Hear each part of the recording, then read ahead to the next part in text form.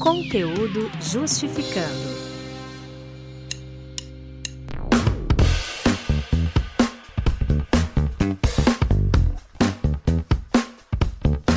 Olá a todas e todos, aqui é André Zanardi de Todo Justificando. Estamos aqui gravando fora dos estúdios, fora da rádio, para preservar, claro, a saúde de todo mundo, ou seja, nosso Fica em Casa continua. E como você sabe, a gente disponibiliza nosso conteúdo aí no seu player de podcast, nos canais de YouTube. Estamos gravando aqui logo após aí a decisão do Supremo pela suspeição do Sérgio Moro. Nossa Mabô querida, como é que foi para você aí receber essa notícia? Olha, amigo, era algo que eu acho que a gente vinha falando há tanto tempo, que a gente discutiu tanto, né? Que eu acho que eu já tava imaginando que ia vir eventualmente. Mas eu vou ser muito sincera que o que me impressiona hoje não é esse fim de carreira, Moro, porque eu acho que isso realmente tava posto já. Mas é essa imagem de herói nacional que não tinha como durar para sempre, não é mais o que me incomoda, porque eu acho que o que tá chocando hoje é essa ausência de uma mobilização efetiva pela queda do Bolsonaro. Isso tem me angustiado demais. Eu lembro que no ano passado a gente fez um programa, amigo, analisando a conjuntura, e a gente tava pensando sobre as possíveis desavenças do presidente com o Paulo Guedes, não sei se você lembra.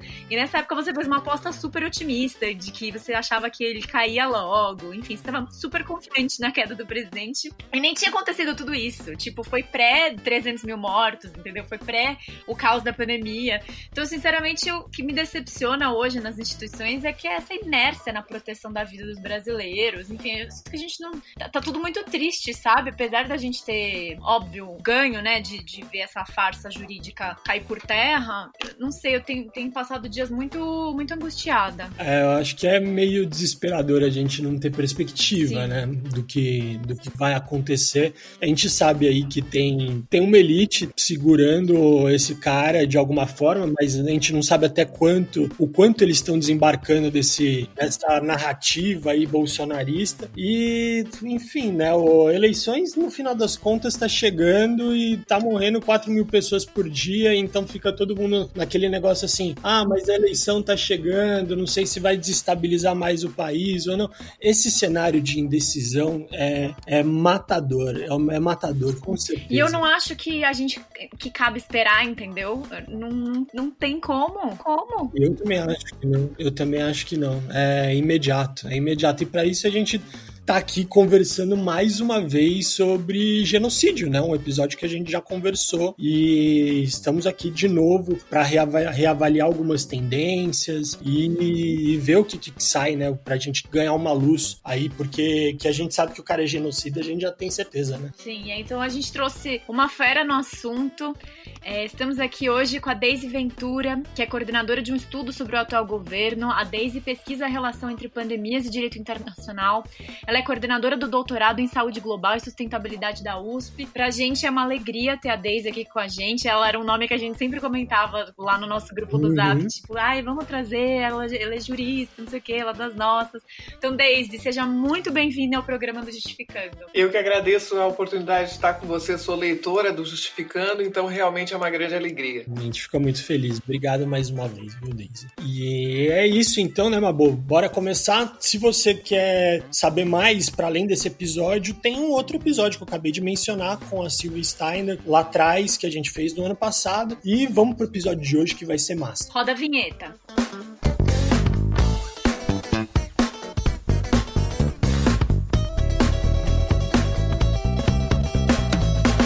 Deise, eu queria começar nessa conversa de hoje falando principalmente sobre seu repertório sobre epidemias, né, que é algo que você estuda há bastante tempo. Começando assim, o que você vê de semelhante e de diferente entre o coronavírus e outras doenças? É a resposta dos estados que foi diferente nessa pandemia?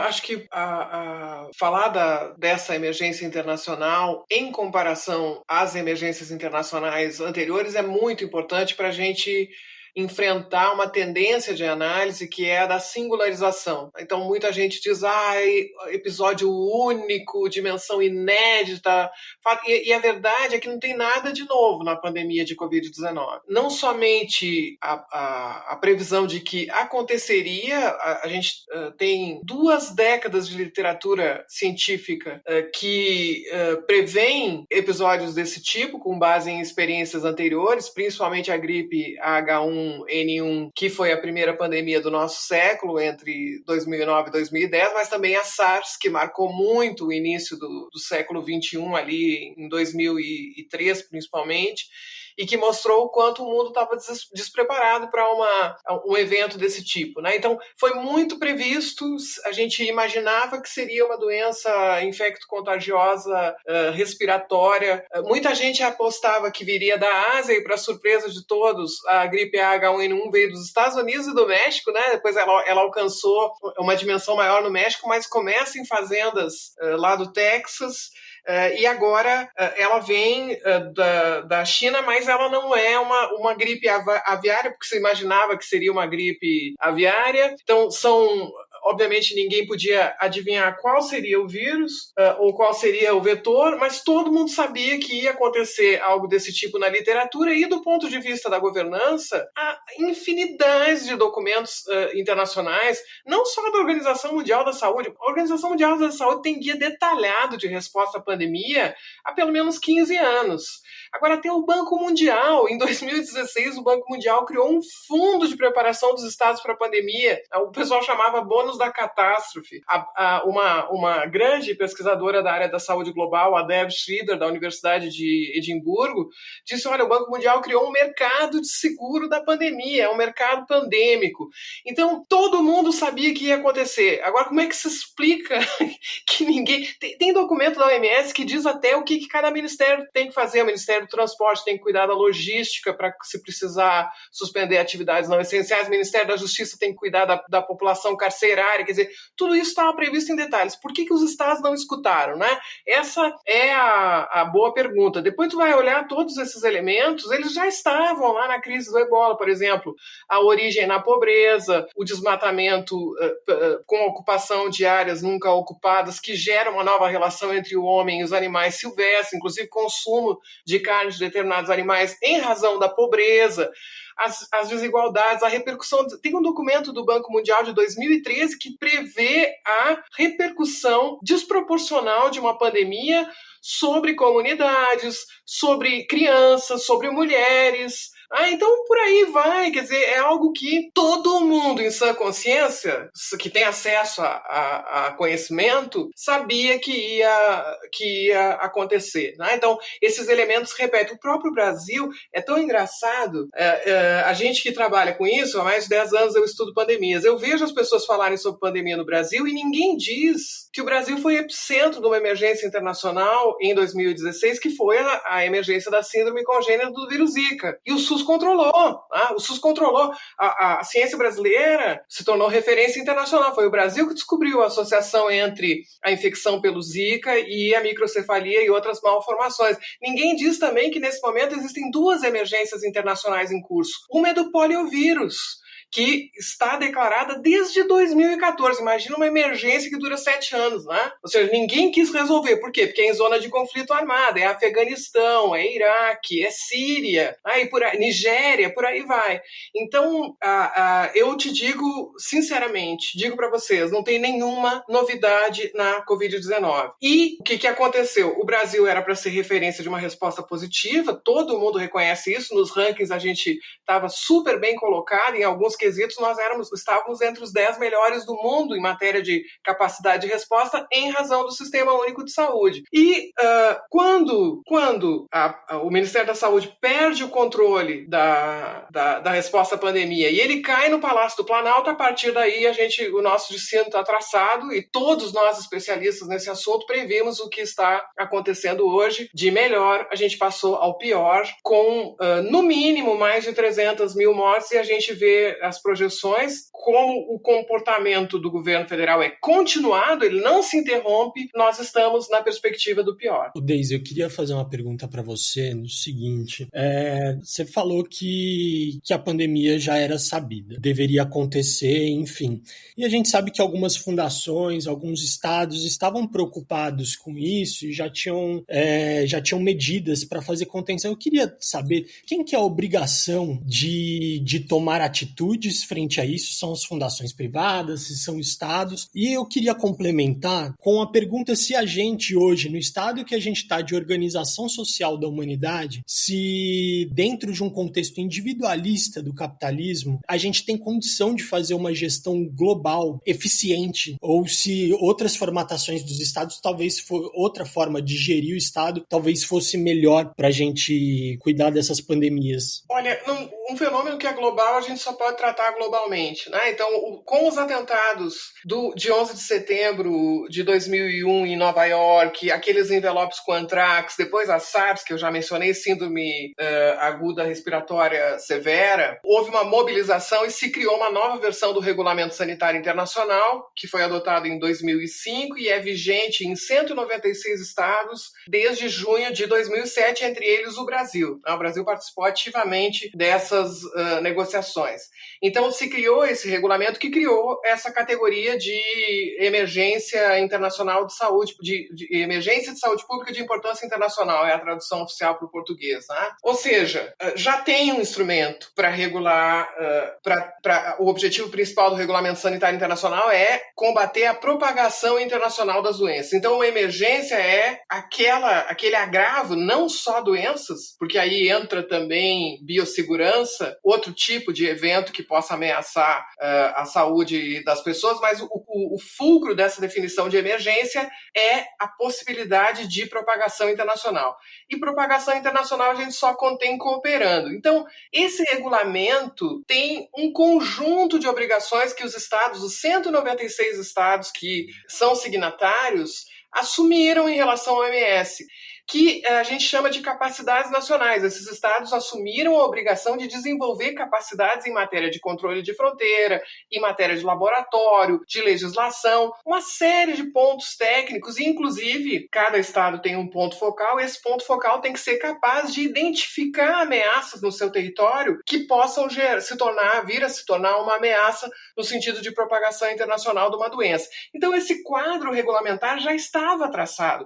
O Brasil incorporou o Regulamento Sanitário Internacional, inclusive gerando a categoria Emergência Nacional de Saúde Pública, que é um espelho desse conceito de emergência internacional. Então, o Brasil, principalmente porque ele estava envolvido com a preparação de grandes eventos, ele desenvolveu a vigilância em saúde. É por isso, porque ele realmente tentou cumprir as suas obrigações no RSI e era considerado um estado que tinha cumprido quase a totalidade, quase 100% do que o regulamento estabelecia. Por isso ele era considerado um dos países com maior capacidade de resposta a um evento desse tipo, e principalmente pela cobertura universal de saúde, a tradição nos programas nacionais de imunização, a existência da atenção primária à saúde, a prevenção. Em tudo isso a gente é referência internacional, né? Então, é algo que se faz com uma coordenação global, mas que depende da preparação de cada estado, e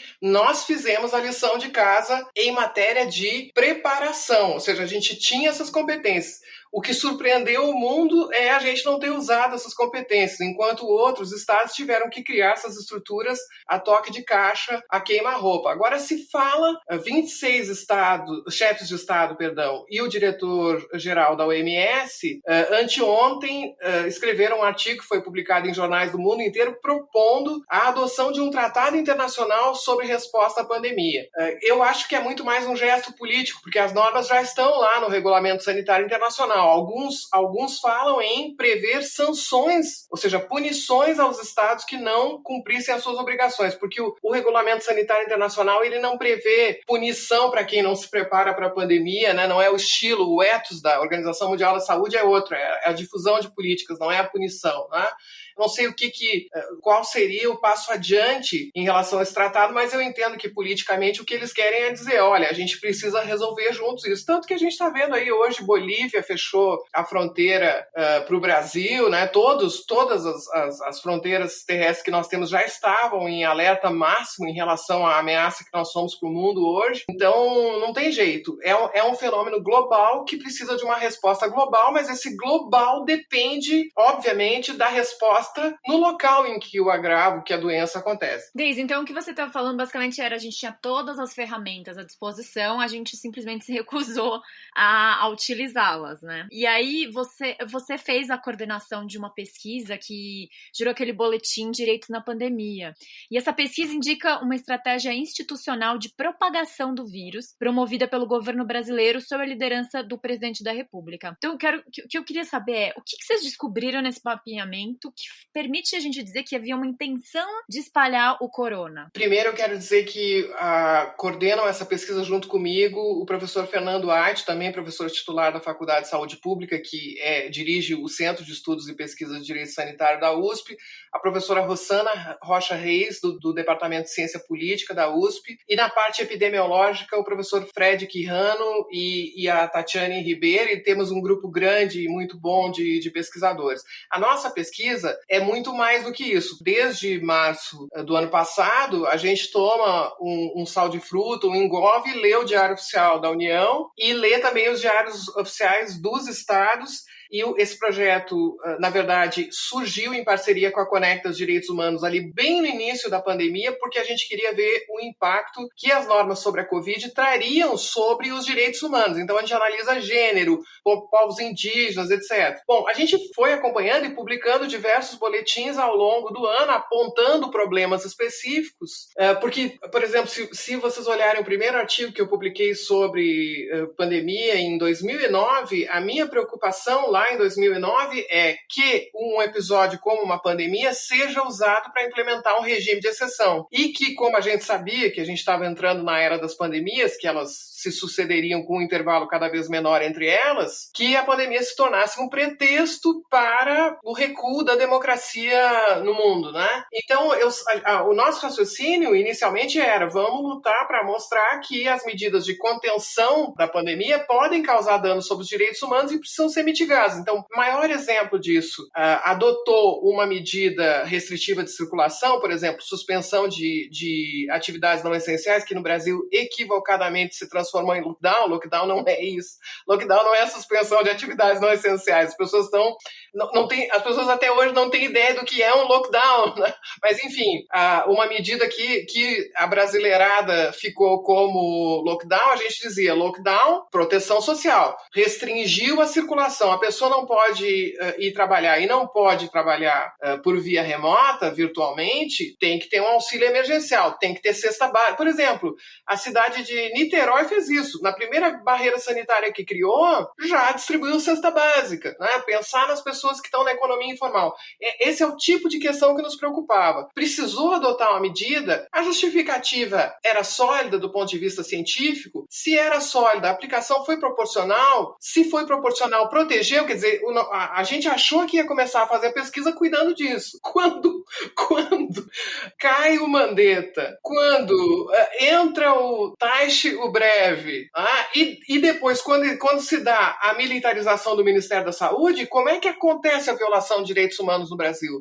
Pela decisão de não conter a doença. É inacreditável. Isso, do ponto de vista acadêmico, vai ser muito citado e muito trabalhado, infelizmente, para nossa vergonha, para todos sempre no campo da saúde global. Porque a gente sempre pensa, para conter a doença podem haver violações e, na verdade, a grande violação foi a decisão de não conter a doença. Então, foi isso que a gente se deu conta. Quando chegou no final do ano passado, nós vimos se generalizar o discurso dos erros do governo federal, que o presidente era louco, muita referência dos nossos colegas advogados à negligência. Pessoas que diziam, não pode punir porque é negligência. A gente disse, olha, nós vamos ter que fazer alguma coisa, porque a gente estava publicando os dados quantitativos, análises de grupos de normas. Olha, nós vamos mostrar o que nós estamos vendo no Diário Oficial desde abril, início de maio, principalmente do ano passado. Nós vamos fazer uma linha do tempo. Aí fomos pegar todos os eventos que, no nosso entendimento, demonstravam a intencionalidade. A gente classificou em 3 eixos. São atos de natureza diferente. O primeiro é normativo mesmo, é veto às normas que instituíam obrigações em relação ao uso de máscaras,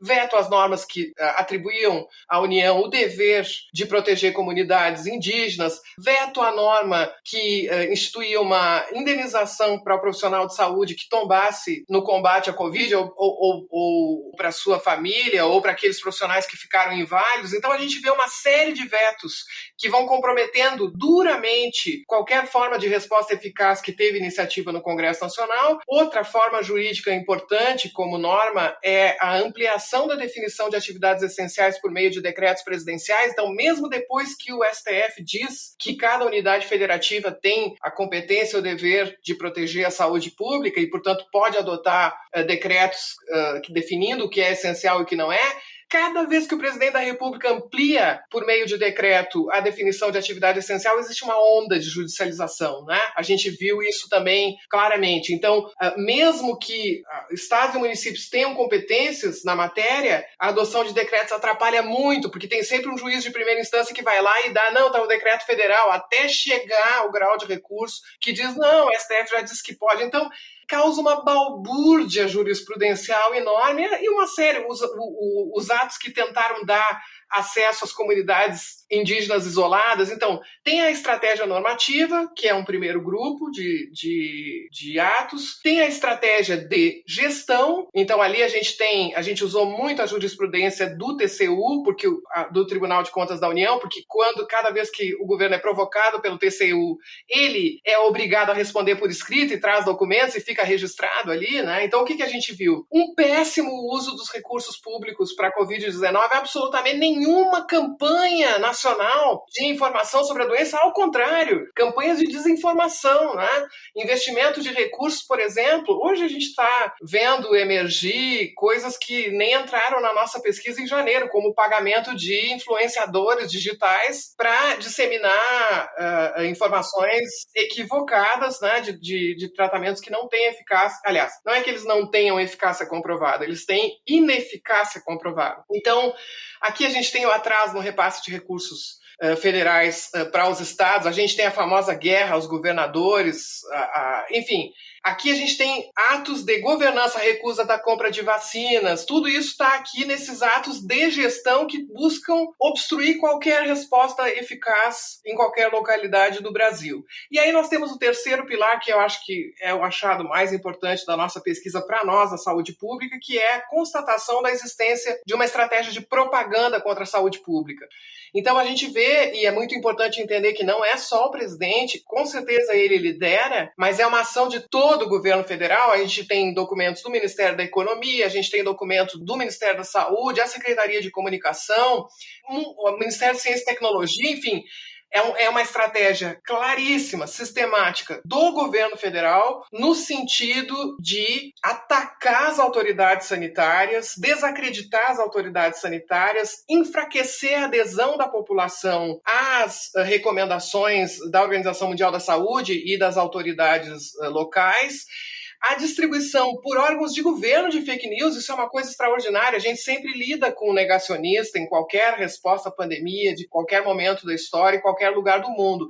Mas ter os disseminadores de fake news no Estado, dentro da dimensão federal do Estado, e além de tudo, os especialistas foram expulsos do Ministério da Saúde, não ficou um especialista para contar a história, ou eles se demitiram ou eles foram demitidos. Então, um hiato completo da expertise em saúde e do Estado brasileiro. Então abre aí a porta para a gente ter órgãos públicos nas suas redes sociais disseminando notícia falsa, né? Então a gente tem aqui uma propaganda contra a saúde pública que vai ter efeitos gravíssimos a médio e longo prazo, inclusive mentiras sobre a vacina, que compromete a nossa cultura de imunização que o Brasil a duras penas construiu ao longo da década. Então a gente vê claramente esse plano sistemático articulado de diferentes órgãos do governo e a repercussão do nosso estudo nos deu certeza daquilo que a gente temia, que, em função da enorme cacofonia, da quantidade de provocações, declarações polêmicas, aparentes contradições, as pessoas não estavam vendo o que de fato estava acontecendo. Né? Parecia mesmo irresponsabilidade e erro. E isso, na verdade, é uma decisão que é tomada ali em meados de abril, que é a decisão pela imunidade coletiva, mais conhecida como imunidade de rebanho, por contágio, tendo como móvel principal essa mentira da existência do tratamento precoce. Né? Então, ali se tomou essa decisão e esse plano foi urdido.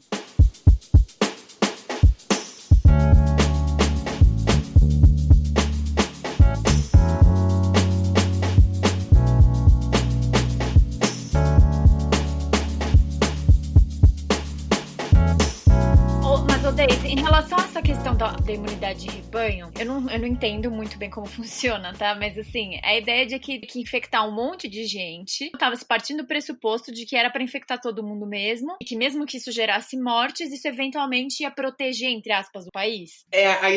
Para tu entenderes melhor a imunidade coletiva, pensa na vacinação. Então, quando eu consigo imunizar um percentual que tem que ser calculado a partir das características da doença, as características da população e as características da vacina, entre outros fatores, os epidemiologistas e outros especialistas estipulam um percentual da população que a vacinação tem que atingir para que a gente considere que a doença está controlada, para que a gente diga, olha, agora a gente tem segurança, nós vamos conter essa doença porque tal percentual foi vacinado. Né? É assim que a gente fala de imunidade coletiva, no contexto da imunização. Acontece que terraplanistas de toda a ordem convenceram o presidente da República de que a gente poderia alcançar essa imunidade por contágio. Né? Sobre isso, a Organização Mundial da Saúde é claríssima. É algo inaceitável, não é uma escolha. Jamais o diretor-geral da OMS, o Tedros Adhanom, disse isso diversas vezes, e obviamente o recado era para nós, né? Ele disse isso. Jamais na história da saúde pública no mundo se utilizou imunidade coletiva por contágio para responder a uma epidemia, ainda menos uma pandemia, ou seja, que já alcançou uma propagação geográfica enorme, e ainda menos uma pandemia de uma doença desconhecida. O que ele quis dizer com isso? Em relação à parte científica, é inaceitável cientificamente, ele disse, isso é inaceitável cientificamente e eticamente. Por que cientificamente? Porque a gente não sabe quanto dura e qual é o alcance da imunidade gerada naquela pessoa que foi infectada pela Covid-19. Então, a gente está tendo relatos de reinfecção, a gente não sabe qual é a extensão, até onde vai e nem por quanto tempo dura. Ou seja, a gente não sabe nada ainda, né? O que é normal, né? Porque é uma doença que surgiu aí. Aliás, a gente tem que se orgulhar muito da ciência porque a gente já tem vacina e diversas. Mas nós vamos precisar observar o que acontece com as pessoas para dizer, olha, quem ficou infectado ficou imune por tantos meses, teve a doença de novo, mas ela não foi grave, né? Ou seja, foi mais extensa essa imunidade, menos extensa. Enfim, a gente vai aprender com o tempo observando as pessoas. Mas hoje a gente não sabe as sequelas. Então a gente tem gente aí que foi dada por curada, esse absurdo que no meu entendimento é algo inaceitável, divulgar número de recuperados. Tá? A gente tem uma rehospitalização de pessoas que foram consideradas curadas da Covid-19, que é absurdo, desautoriza qualquer conclusão sobre recuperação. Tem localidades aí que estão com 40% de retorno para o hospital depois que a pessoa foi dada como recuperada. Né? Então, não sabe as sequelas ainda, não sabe a extensão da imunização, ou seja, é absurdo imaginar que a gente controla a doença assim. Não controla, a pessoa se reinfecta. E, além de tudo, quando tu expõe milhões de pessoas a um vírus, tu tem as mutações, tu tem as famosas variantes. Né? Ou seja, é um absurdo, do ponto de vista científico, é um absurdo. Tu não controla a doença propagando a doença, não é a propagação da doença que vai estabelecer o controle da doença. Então, cientificamente, é um absurdo. Do ponto de vista ético, por que é inaceitável e por que eu acho que é um crime? Porque, do ponto de vista ético, mesmo que tu tenhas um índice muito baixo de letalidade, quando tu aplicas essa letalidade sobre um contingente populacional grande, tu tens um grande número de mortos. Tá? E essa é uma decisão de governo, que o STF, por exemplo, até o momento, o Supremo Tribunal Federal tem considerado que é uma decisão discricionária. Eu discordo radicalmente. Aliás, não precisaram morrer 300 mil pessoas para eu discordar disso. Lá no início eu já estava dizendo isso, né? E nós éramos pouquíssimos a dizer. Isso não é discricionariedade. Porque essa decisão, ela implica mortes que poderiam ter sido evitadas. Só que o que o presidente dizia? Vocês lembram da declaração não só do presidente, mas de diversos empresários que apoiavam o presidente, que diziam, olha, 5 mil, 7 mil mortes, isso aí, lamento muito, mas vale mais do que prejudicar a economia, vale mais do que, inclusive, continuam dizendo que a eventual perda econômica traz mais morte do que a Covid-19, o que é outro absurdo, né? Que a fome mataria mais que a Covid-19, o que é uma loucura total, porque a fome a gente tem como enfrentar, e a fome também vem da Covid, das sequelas da Covid, da morte das pessoas que respondem pelo sustento da sua família. Então é algo também completamente absurdo. Então, eticamente é inaceitável, e eu acho que é criminoso, porque tu tomas a decisão sabendo, olha, vão morrer tantos por cento. Tá? E depois, isso não aconteceu só no Brasil, na Holanda existiu essa tentação, no Reino Unido aconteceu essa tentação, nos Estados Unidos aconteceu essa tentação, mas depois os governos corrigiram, quando viram, né? Quando viram realmente o número de casos e o número de mortes que teriam, voltaram atrás. O Brasil, o governo federal, jamais voltou atrás. Em total consciência da ascensão do número de mortes, o governo persistiu.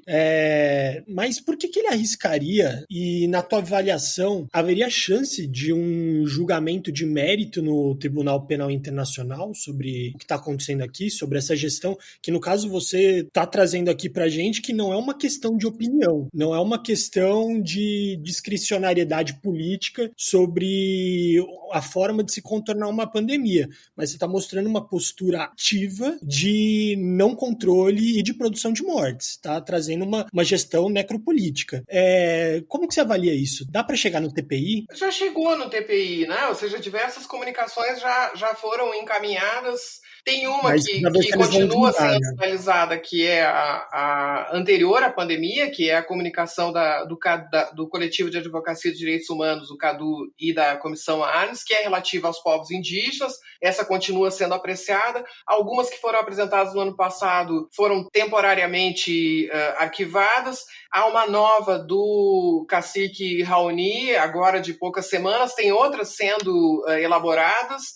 Então, existe um conjunto de iniciativas para levar essa questão ao Tribunal Penal Internacional. Mas antes de falar do Tribunal Penal Internacional, é muito bom lembrar que o Brasil tem uma lei de 1956 do genocídio. Então, a gente não necessariamente precisaria ir ao Tribunal Penal Internacional. Quanto aos crimes comuns, que são numerosos, já foram objeto de diversas representações, e tudo isso que eu estou dizendo aqui para vocês, essa estratégia intencional, foi objeto de diversas representações, entre elas aquela dos ex-procuradores, lideradas pela Débora Duprat, que se baseia muito no nosso estudo e também num outro estudo absolutamente genial, de colegas que demonstraram como a palavra do presidente produz efeitos, né? É muito triste isso. Mas eles fizeram um estudo da repercussão das declarações, das falas do presidente, o quanto a adesão às medidas protetivas cai cada vez que ele fala, né? É muito triste isso. Então, essa é uma das muitas queixas, representações em relação a crimes comuns. Quanto a crime de responsabilidade, não preciso falar para vocês, né? É óbvio que essa ação contra a população civil constitui crime de responsabilidade, mas estamos aí com dezenas de pedidos na gaveta, tá, do Congresso Nacional, e aí vem a questão de genocídio e crime contra a humanidade, que poderia andar com base na nossa legislação nacional e que também só vai chegar ao TPI se alguém conseguir demonstrar que a jurisdição brasileira não quer julgar, né? E a expressão do Estatuto de Roma é exatamente esse, né? Não tem vontade de dar seguimento, ou atraso injustificado, ou ausência de imparcialidade, enfim, tem uma série de hipóteses ali, mas essencialmente, para dizer em bom português, só vai para o TPI se a jurisdição nacional não cumprir o seu papel, lembrando que o próprio Estatuto de Roma diz que cabe aos estados julgar os crimes internacionais, investigar, processar e julgar, né? Então vai para o TPI se a gente não cumprir o nosso papel. Uma outra questão importante é a seguinte: se o TPI não dá seguimento a uma investigação, isso não significa que não seja crime contra a humanidade ou genocídio. Pensem que, por exemplo, no caso do Afeganistão, quantos anos até que a procuradora atual, a Fatou Bensouda, decidisse dar seguimento à investigação. E olha o que aconteceu quando ela decidiu, né? Ela foi alvo de represálias, congelamento de bens, restrições de ingresso no território norte-americano. Membros da procuradoria sofreram. E o Biden, o novo presidente dos Estados Unidos, disse que ia suprimir essas represálias absurdas e absolutamente ilegais, sob qualquer aspecto, mas que eu saiba ainda não suprimiu. Então, qualquer colega, quando alguém perguntasse, qualquer colega do direito internacional, será que o TPI vai julgar os crimes cometidos no Afeganistão? Dizendo de jeito nenhum, os Estados Unidos não vão deixar. Olha que levou tempo, mas deixou. Então, o TPI, ele faz uma seleção de questões que ele vai levar adiante, que infelizmente ele leva adiante uma minoria, ele não tem estrutura, na verdade ele prioriza, isso que eu estou dizendo não é uma opinião. O próprio TPI publica periodicamente um documento em que ele diz que casos ele vai priorizar, que tipo de caso ele vai priorizar. E uma das razões pelas quais a petição da Comissão Arns e do CADU continua sendo analisada é que há alguns anos atrás o TPI sinalizou que ia entrar muito na questão ambiental, que estava preocupado com os crimes ambientais, né? Então, ele define publicamente, não é nada de corredor, ele define publicamente quais são as suas prioridades. Tá? Então, se o TPI não deu continuidade a uma investigação, isso não significa que não seja crime contra a humanidade, que não seja genocídio e que a gente não tenha a obrigação de julgar. Eu sei que é complicado explicar isso para as pessoas, né? É muito complicado, mas é essa a realidade. Não tem por que reclamar que as entidades brasileiras, uma das que recorreu, que apresentou uma comunicação à TPI, inclusive, é uma coalizão de sindicatos de profissionais de saúde.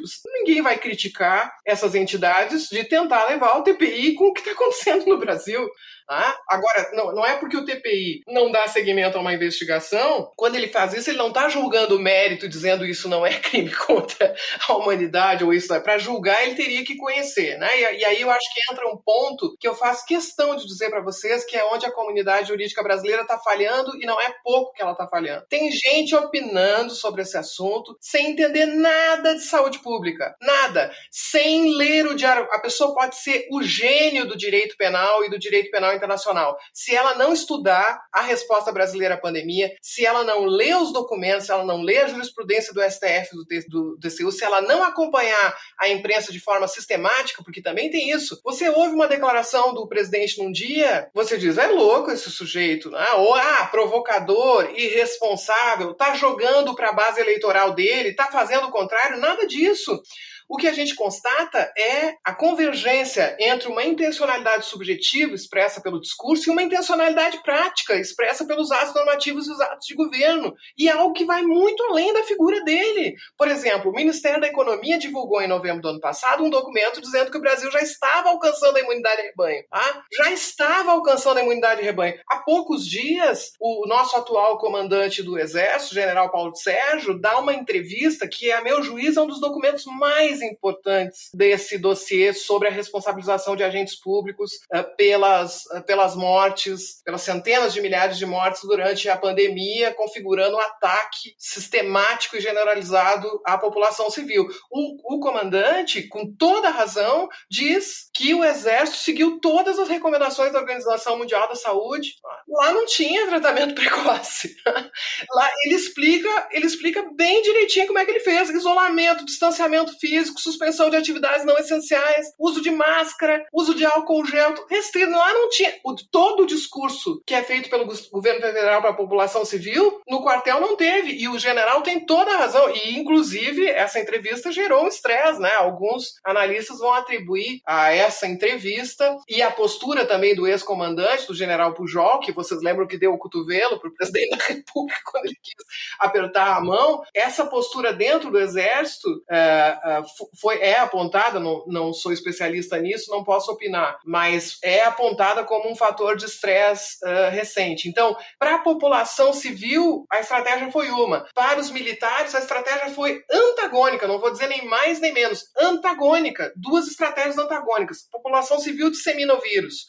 População militar contém o vírus, né, que é a estratégia correta. E os resultados do Exército são excelentes, excelentes. O número de casos baixíssimo, sucesso total. Né? Então, vejam, como é que alguém vai opinar sobre esse dossiê sem conhecer esses documentos? Tá? Sem analisar essa resposta. Né? Então, algumas pessoas dizem, mas eu vi um comentário desse tipo que me deixou muito aborrecida.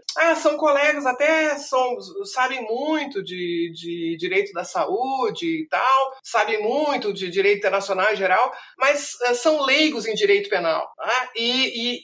Olha, o direito penal internacional tem características muito peculiares. Mas uma coisa certa, sempre que se discutiu um caso de direito penal internacional, se ouviu os especialistas nos temas que envolviam esse caso.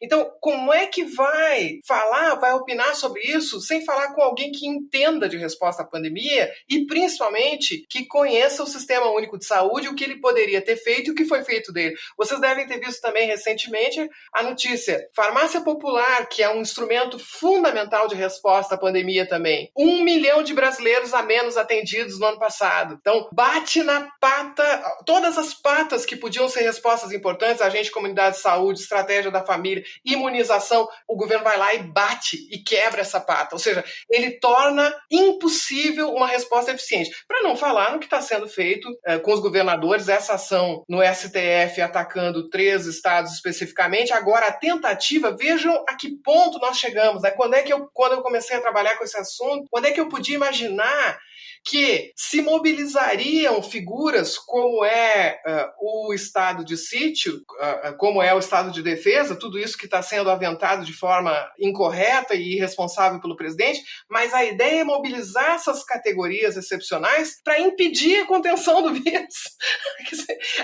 Eu pensava assim, olha, vai ter que ter um regime excepcional para responder a uma pandemia num país com a população e as características demográficas do Brasil, e nessa medida, nessa contenção do vírus, podem entrar aí medidas excessivas. E o que eu vejo hoje? O que eu vejo é que se quer usar categorias, regimes de exceção para combater os que estão tentando conter o vírus. Quer dizer, realmente é uma coisa, realmente é única, é o único país do mundo em que isso acontece, é o único país do mundo que fala em possibilitar a compra pelo setor privado de vacinas, que aí nós vamos entrar numa outra questão, que é do apartheid sanitário, aqueles que têm direito à vacina porque têm dinheiro e os demais, a gente vai indo claramente para uma divisão entre vidas que valem alguma coisa e vidas que não valem nada. Então a gente vai se aprofundando nesse caminho de uma forma realmente impressionante. Quem não estuda não devia opinar.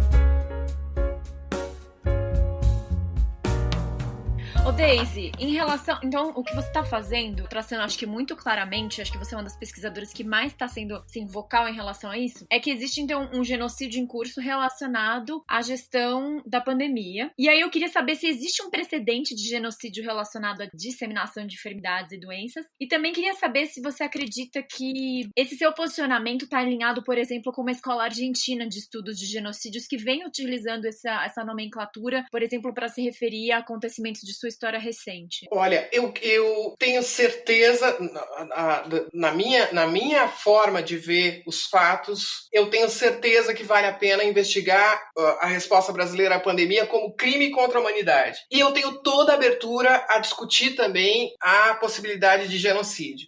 Quem se manifestou recentemente sobre isso na sua coluna da Folha foi o Tiago Amparo, também professor de Direito Internacional lá da GV, que entrou claramente na questão do genocídio, muito além do uso da expressão genocídio no sentido não técnico, pelas pessoas que não são familiarizadas com a área, que é absolutamente legítimo, aquele sentido que está ali no dicionário, né, e que as pessoas são livres de utilizar, ainda mais quando se trata de uma pessoa pública que tem funções representativas as mais elevadas, como é o caso do chefe de Estado e chefe de governo. Claro que as pessoas podem dizer genocídio, genocida, etc., e não devem ser ameaçadas, tolhidas e punidas por isso, mas o Tiago entrou mais na questão jurídica mesmo, né?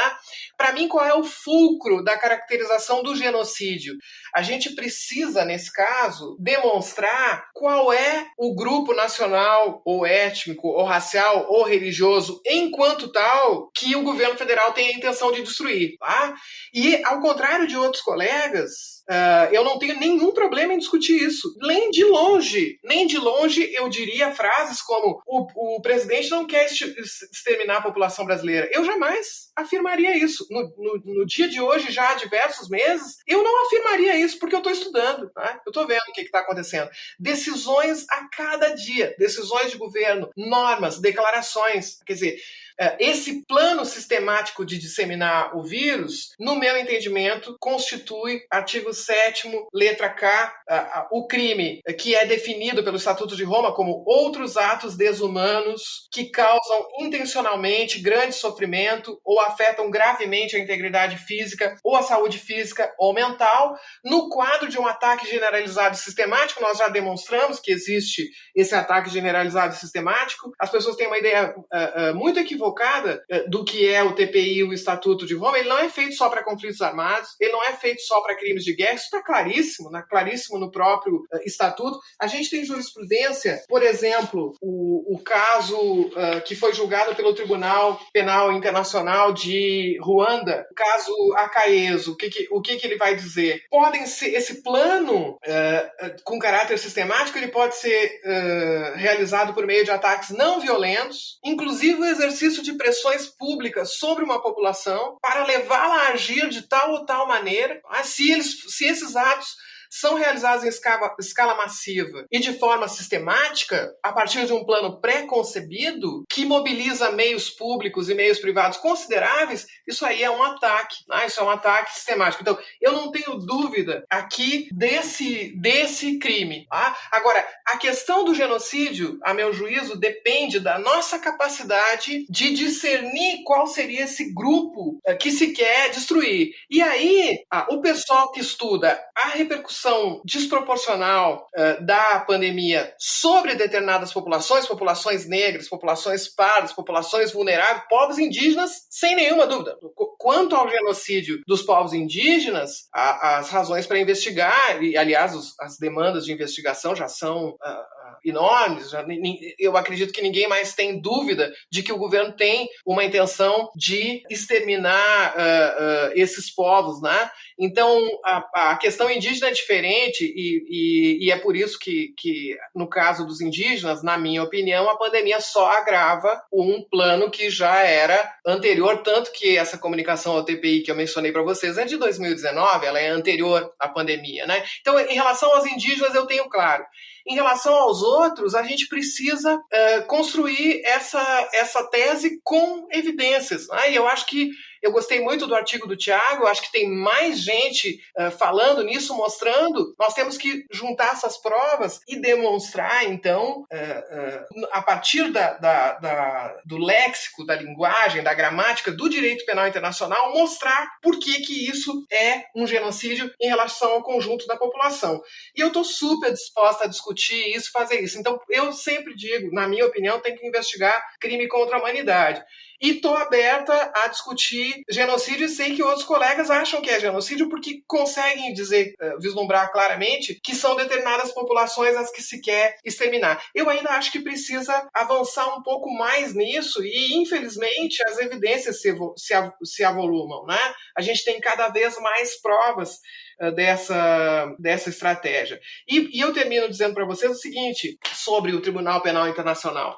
Cada um de nós tem a sua visão sobre o que é a Justiça Penal Internacional. Eu fui professora de Direito Internacional durante mais de 10 anos no Instituto de Relações Internacionais da USP, dava aula, não sou uma especialista em Direito Penal Internacional, mas eu lembro que quando eu dava aula sobre o Tribunal Penal Internacional, eu procurava transmitir o que ele representa do ponto de vista histórico, né? Então ele é uma inovação, essa possibilidade de responsabilizar individualmente quem comete esses crimes internacionais, que não é um tribunal dos vencedores, como foi o caso do Tribunal de Nuremberg, que não é um tribunal específico para um episódio, como é o caso da ex-Iugoslávia, ou o tribunal para Ruanda, ou um formato híbrido, complexo, como foi o tribunal para o Líbano. Quer dizer, é um tribunal que tem uma vocação geral, que é uma grande conquista da humanidade, mas não é porque alguém tem uma visão conservadora sobre esse papel e alguém que queria que tivesse aqui, depois da letra K, teria que ter aqui o L, pandemia. Né? Por quê? Porque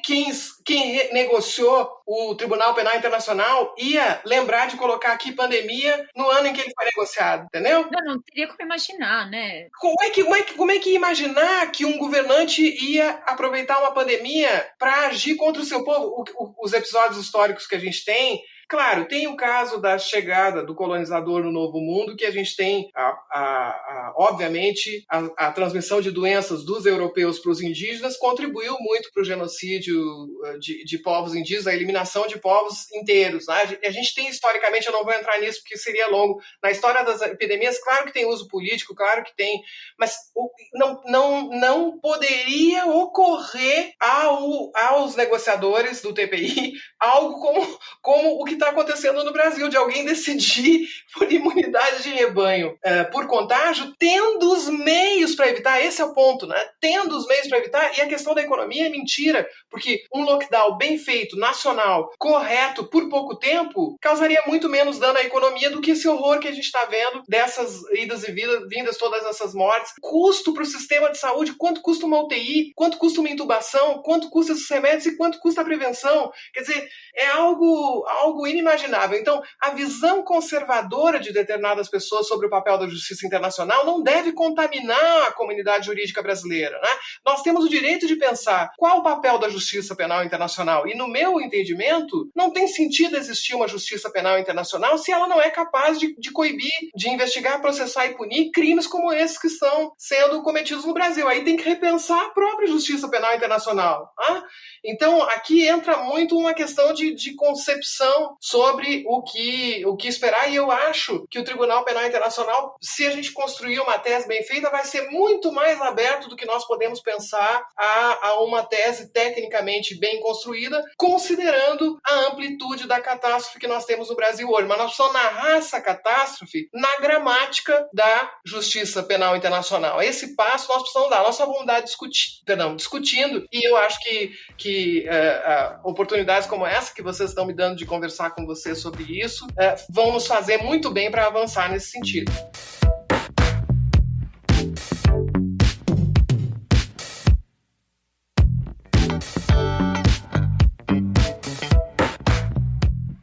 Deise, uma última pergunta.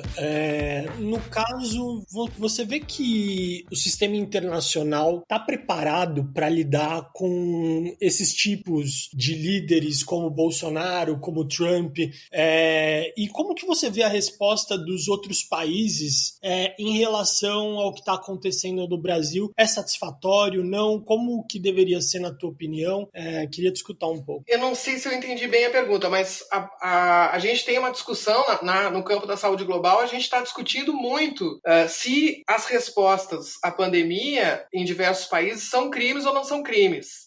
Porque em alguns países realmente é erro, realmente é negligência. E os colegas estão querendo discutir, mesmo sendo erro, mesmo sendo negligência ou qualquer outro tipo de obstáculo a uma resposta efetiva, ainda assim eles querem discutir se é crime ou não é. No caso do dolo, então, é até difícil eles entenderem, né?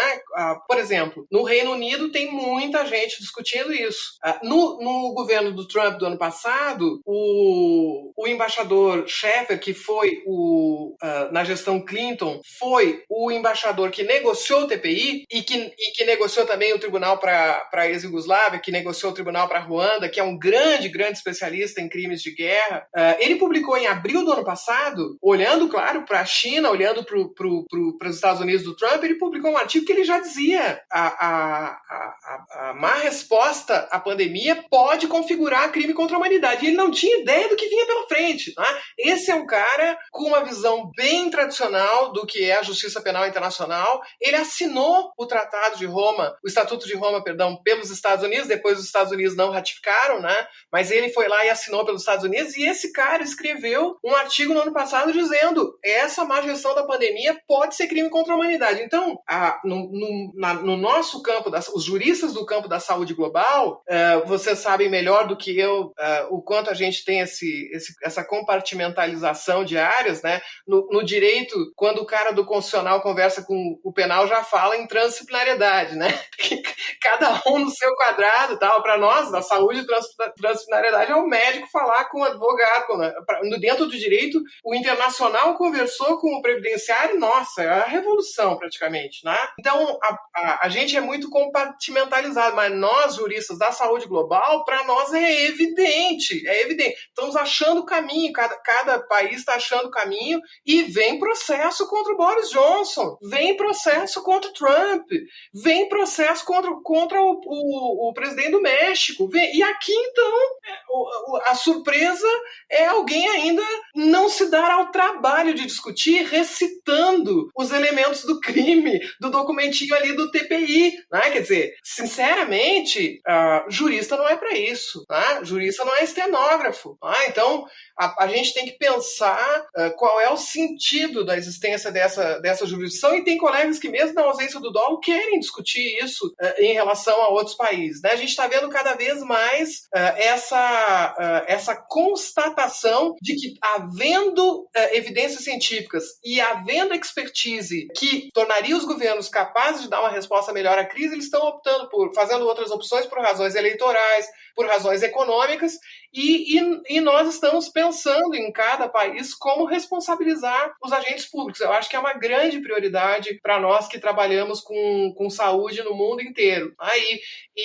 Se não tem mais gente falando do Brasil nesses termos, é porque realmente não tem ideia. Cada pessoa que lê o nosso estudo diz assim, mal-estar, náusea, tive palpitação. Por quê? Eu lembro, eu falei com os colegas da Sorbonne há poucas semanas, e uma colega disse assim, eu achei que eu acompanhava o noticiário brasileiro, eu achei que eu estava acompanhando a crise no Brasil, mas eu não conseguia ver isso de forma sistemática. Né? O nosso estudo, na verdade, é muito simples. Ele classifica documentos. É isso que o nosso estudo faz. Né? Então, se não há mais referência a crime contra a humanidade, é porque no exterior ainda as pessoas têm dificuldade de acreditar que algo como o que está acontecendo no Brasil seja possível, porque até eu tenho dificuldade às vezes. Acho que não tem noção da dimensão ainda, né, Daisy? Exatamente. Mas olha, Daisy, acho que assim, o saldo que você pinta assim, pra gente, o balanço desse 1 ano de pandemia é que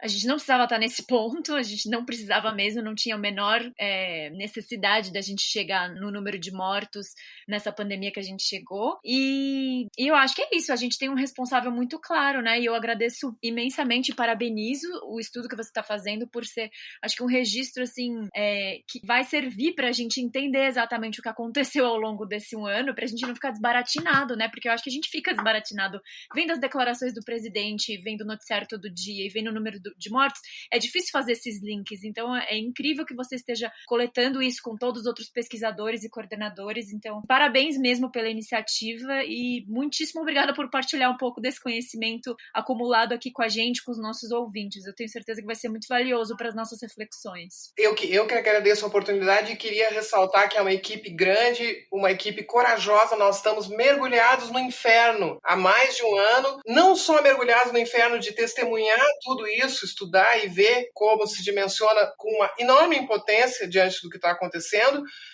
mas também sendo agredidos, atacados, xingados, chamados de tudo que é palavrão, ameaçados. Então, eu queria também agradecer esse cumprimento e estender a toda a nossa equipe que persiste e, obviamente, nós vamos continuar e espero que logo surjam comissões independentes de investigação, já que o Estado não está investigando, que um dia a gente tenha a Comissão da Verdade e pouco me importa se o Tribunal Penal Internacional vai investigar ou não vai investigar, nós jamais desistiremos de buscar essa responsabilização. Com certeza.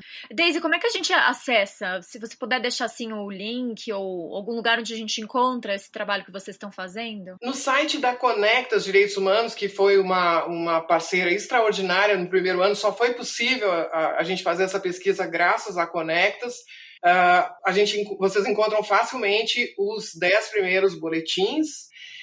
E a partir desse ano, agora de 2021, na verdade a Conectas viabilizou o boletim número 10, que é esse que tem a linha do tempo que causou toda essa repercussão. A gente acompanhou essa estratégia de disseminação do vírus até o dia 16 de janeiro. Então, esse boletim ainda se encontra no da Conectas e a partir de agora nós estamos trabalhando com o Conselho Nacional dos Secretários de Saúde, o CONAS, porque a gente também estuda as normas estaduais. Eu disse para vocês, né? O que teve mais repercussão foi essa linha do tempo. Mas o nosso estudo vai muito além disso. Nesse mesmo boletim 10, a gente tem um estudo fantástico sobre as normas estaduais relativas a atividades essenciais, que conclui o seguinte: vai ser essencial, a depender da correlação de forças políticas na cidade em que tu estiver. O critério técnico se perdeu completamente, né? E tem artigos sobre vacina, sobre as normas relativas aos indígenas, enfim, tem muita coisa nesses boletins.